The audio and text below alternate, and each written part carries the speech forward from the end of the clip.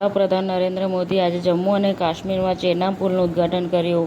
આ દરમિયાન પીએમ મોદીએ ફરી એકવાર પાકિસ્તાન પર નિશાન સાધ્યું છે. એણે કહ્યું કે ઓપરેશન સિંદૂરનું નામ લેશે ત્યારે તે શરમજનક હાર યાદ આવશે.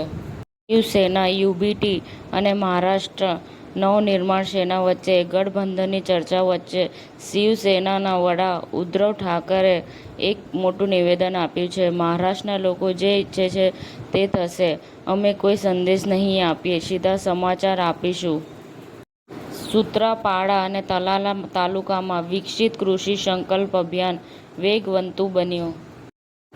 જનતાના હિતમાં મુખ્યમંત્રી ભૂપેન્દ્ર પટેલે મોટો નિર્ણય લીધો છે. નગરપાલિકા મહાનગરપાલિકાના વિકાસ કામો માટે એક જ દિવસમાં 1700 કરોડના કામો મંજૂર.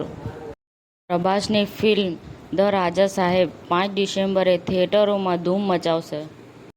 રેપો રેટ ઘટાડીને 5.5% કર્યો. રિઝર્વ બેન્કે વ્યાજ દરમાં 0.5% ઘટાડો કર્યો.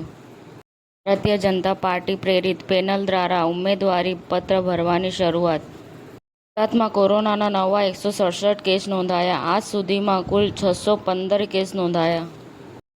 દિલ્હી સરકારે બકરી ઈદ પહેલા ગેરકાયદેસર બલિદાન અટકાવવા માટે માર્ગદર્શિકા જારી કરી. ઓલ ગુજરાત મુસ્લિમ દિવાન ફકીર સમાજમાં ઉપપ્રમુખ તરીકે સલીમ મુલ્લાની નિમણૂક કરવામાં આવી. સમાચાર ટુડે ન્યૂઝ ચેનલની ટીમ અને જે સત્ય છે તે જ બતાવશે. આપ જોતા રહો સમાચાર ટુડે ન્યૂઝ ચેનલ.